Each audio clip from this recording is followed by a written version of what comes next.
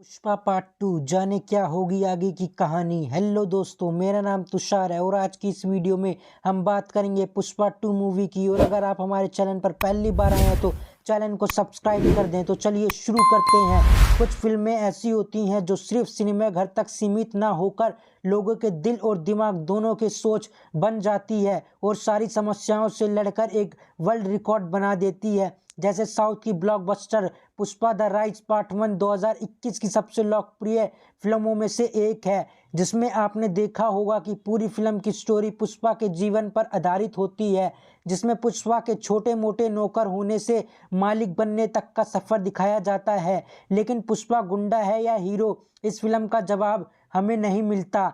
पहले पार्ट में कहीं नहीं मिल पाया है, तो अब आगे क्या होगा हमको पुष्पा के दूसरे पार्ट यानी कि पुष्पा द रूल में देखने मिलेगा। लेकिन इससे पहले मैंने आपके लिए पुष्पा द राइज को अच्छे से देखकर और समझकर कुछ पॉइंट ढूंढे हैं जो हमारे अनुमान से पुष्पा के दूसरे पार्ट की कहानी को आगे बढ़ा सकते हैं। तो चलिए दोस्तों, हम पुष्पा द रूल की कहानी को अपने अनुमान से आगे बढ़ाते हैं। इसके सभी पॉइंट आपके सामने पेश करते हैं।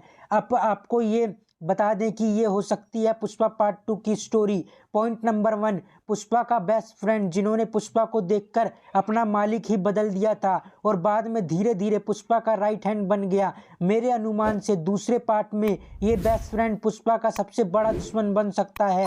ऐसा मैं इसलिए कह रहा हूँ क्योंकि इनकी एक बैक स्टोरी भी है जिसमें उसके हाथ की उंगली कट गई थी। हो सकता है कि पुष्पा का बेस्ट फ्रेंड कहलाने वाला ये आदमी कोई सीक्रेट एजेंट हो जो पुष्पा को मारने के लिए सही समय का इंतजार कर रहा हो।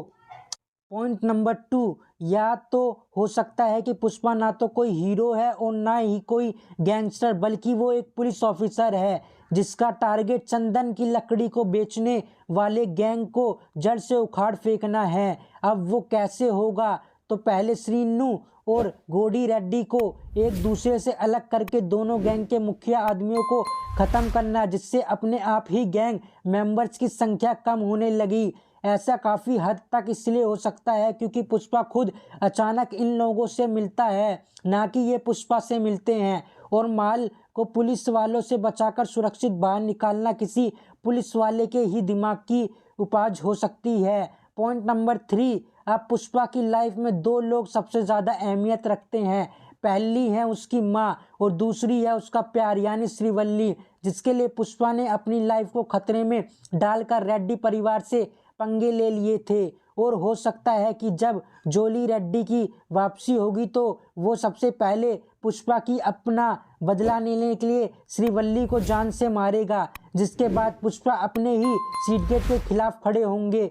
पॉइंट नंबर 4, ऐसा भी हो सकता है कि जब श्रीवल्ली को मार दिया जाएगा तो पुष्पा के लिए पैसा और पावर के कोई मायने नहीं रह जाएंगे, जिसके बाद पुष्पा की लाइफ का एक ही मकसद होगा, वो होगा अपने दुश्मन की बर्बादी। पॉइंट नंबर 5, आईपीएस ऑफिसर भरम सिंह शेखावत एक रिश्वतखोर पुलिस ऑफिसर है, लेकिन उनको पैसे का बिल्कुल भी लालच नहीं है। वो सिर्फ क्रिमिनल्स की गिनती को कम करना चाहते हैं, लीगल या इनलीगल रूप से। ये हमें नहीं पता वो ऐसा क्यों कर रहे हैं और पुलिस की डिपार्टमेंट इनसे इतना क्यों डरती है। हो सकता है कि इसके पीछे भी कोई इंडस्ट्री बैक स्टोरी है जो हमें सेकंड पार्ट में देखने को मिलेगी। अब आपको बता दें कि पुष्पा पार्ट 2 की रिलीज डेट भी लगे हाथ आपको बता ही देते हैं। पुष्पा मूवी का पार्ट 2 17 दिसंबर 2022 को रिलीज होगा।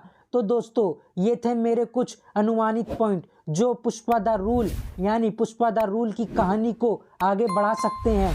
तो क्या आपके दिमाग में भी कुछ ऐसे ही पॉइंट्स हैं? अगर हैं तो आप हमें इंस्टाग्राम पेज पर बता सकते हैं। तो दोस्तों, कैसी लगी आपको वीडियो? अगर अच्छी लगी तो वीडियो को लाइक, कमेंट, शेयर और चैनल को सब्सक्राइब कर दें ताकि आपको सभी न्यू मूवी के रिव्यू टाइम टू टाइम मिलते रहें।